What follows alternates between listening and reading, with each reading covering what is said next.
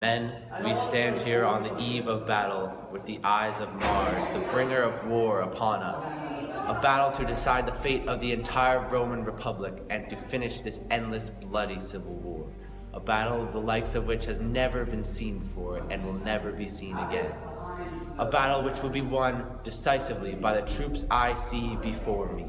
My fellow soldiers, tomorrow we act.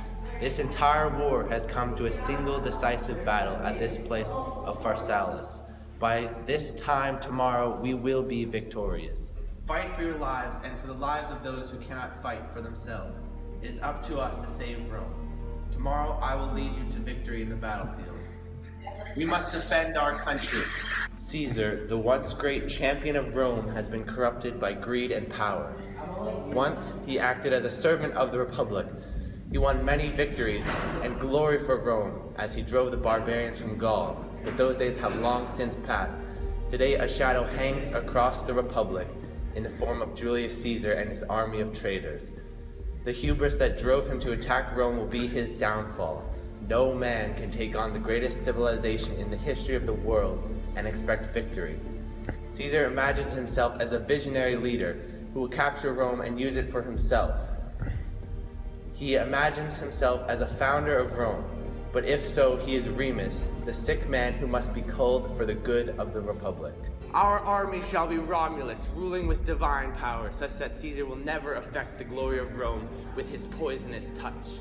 Never have the gods found a mortal as deserving of divine punishment as Julius Caesar.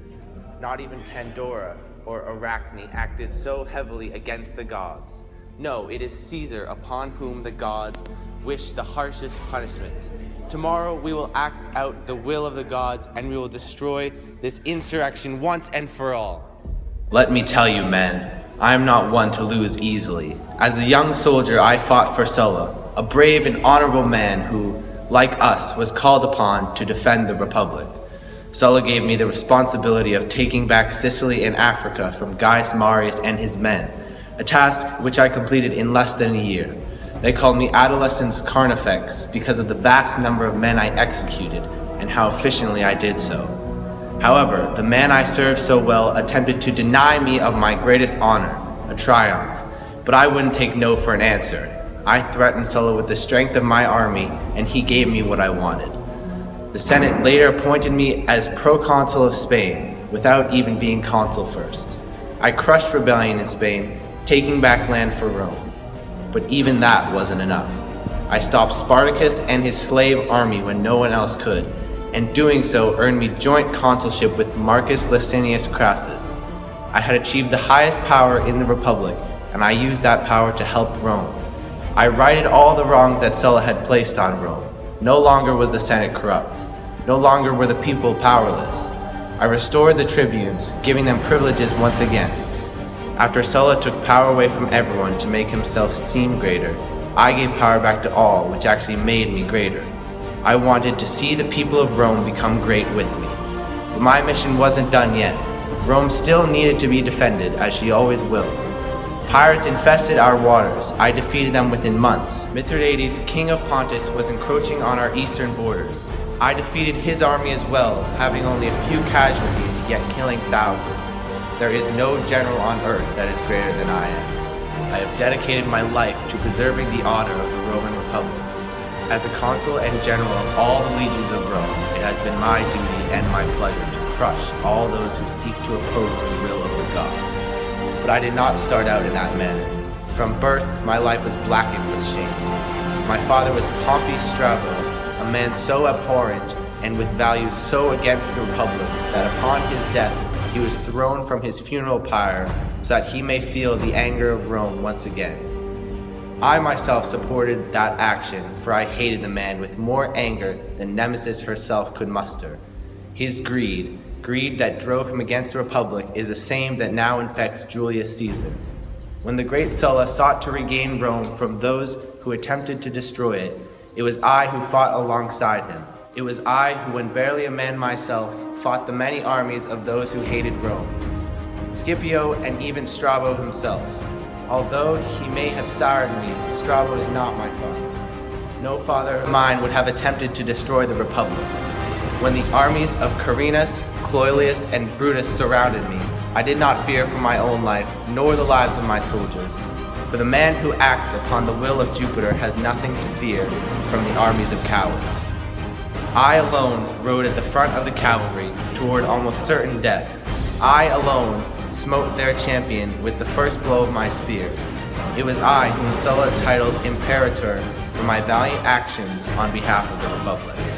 And in the chaos after the death of the great Sulla, which threatened to break up our glorious home, it was I who saved the Republic with the first triumvirate. Now I know Julius Caesar very well. I led Rome with him during the first triumvirate. It was after defeating the Gauls at Alesia that Caesar turned his army towards Rome and didn't stop until he reached the capital. We fled so that we could have a chance to recuperate and train an army that would oppose this brute. Now we have won in Dyrrhachium because of Caesar's lack of patience and foresight. We have them in our clutches. They are suffering from hunger, thirst, and exhaustion. You have followed me into battle before, and I have led you to glorious victory. I will do it again. We will do it again. Julius Caesar is threatening our way of life. Rome is a home to all of us, no matter where we come from, and she needs to be defended from tyrants like Caesar. Defend her, and you will be rewarded in this life or the next. The Roman Republic has existed for hundreds of years and has grown exponentially over those years with the strength and knowledge of many wise men. Caesar is attempting to destroy the work of those hundreds of years for his own gain. He is willing to do whatever it takes to become powerful. He showed his hubris during the battle at Dyrrhachium, and he will be punished for that. We are instruments of the gods, sent to punish Caesar and restore order to the Republic. Rome will be fair and just, as it was before the corruption of Julius Caesar. That is what separates us from the foreign scum living everywhere else. Rome is the shining light of civilization surrounded by the darkness of barbarism, and Caesar aims to extinguish that light. If he takes power, we will be no different than the barbarians living outside our walls. This is our home, and it is up to us to protect it. Rome will not fall to this monster, not now, not ever. Fight with strength and bravery, and you will sleep soundly tomorrow night, either in your bed or on the battlefield. Dream of victory, and tomorrow we will see what the gods have in store for us. At first light, we will begin our attack on the camp of Caesar, and I, Pompeius Magnus, will lead the legions of Rome to victory against the usurper who seeks to destroy the legacy of Romulus. Tomorrow, Jupiter will smile upon the children of his empire and will grant us victory. Tomorrow will be remembered as the day the Republic was saved from a tyrant. Tomorrow is Julius Caesar's day of reckoning.